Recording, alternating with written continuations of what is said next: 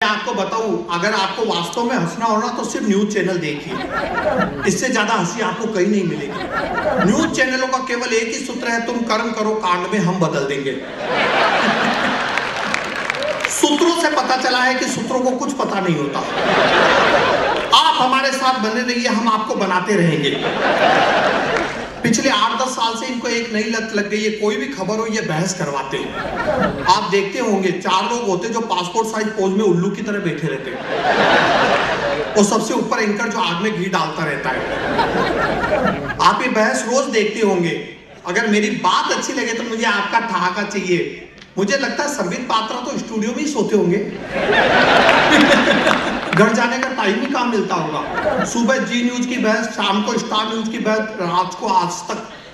और बहस का असर देखिए, एक दिन सारी बहस निपटाकर आधी रात को घर गए। घर वालों ने कहा लाइट ऑफ कर दो। संबित पात्रा बोले अच्छा, तो अब इस देश का हिंदू अंधेरे में रहेगा।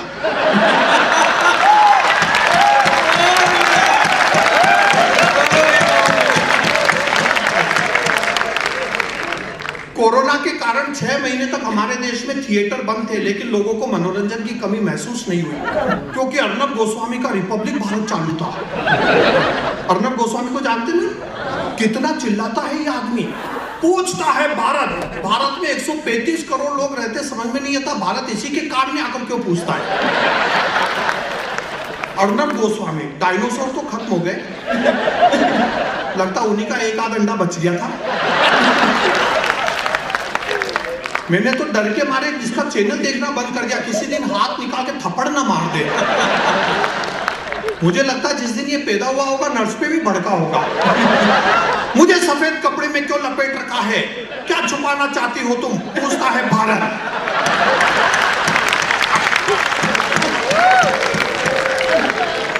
और अर्नब गोस्वामी की बात सबसे अलग, 8 लोगों का पैनल बिठाता है, 8 लोगों का पैनल बिठाता, लेकिन बोलता खुद ही है।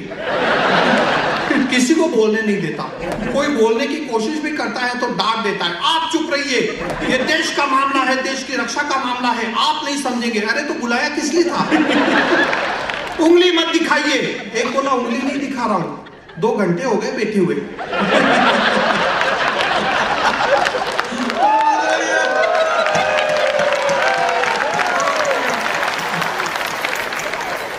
2 साल से रशिया और यूक्रेन का युद्ध चल रहा है, आप जानते हैं। मैं आपको एक अंदर की बात बताता हूं, रशिया का यूक्रेन पर हमला करने का इरादा बिल्कुल नहीं था, लेकिन भारतीय चैनलों ने इतना प्रेशर डाला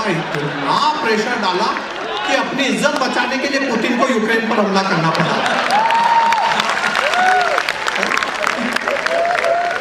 हालत ये हो गई थी कि अगर पुतिन यूक्रेन पर हमला नहीं करता तो रजत शर्मा और सुधीर चौधरी जाकर कर देते।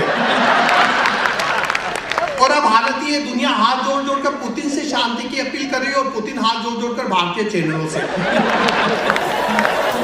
वो मेरी पत्नी युद्ध देख रही थी, एक दिन युद्ध देखते देखते बोली ये रशिया और यूक्रेन को जब साथ साथ ही रहना है तो आपस में लड़ क्यों रहे। मैंने कहा यही बात मैं तुझे समझाता हूँ। वो गलवान घाटी में हमारा चीन के साथ तनाव चल रहा था, चीन अगले दिन पीछे हट गया था, लेकिन ये न्यूज चैनल वाले पीछे हटने को तैयार नहीं थे।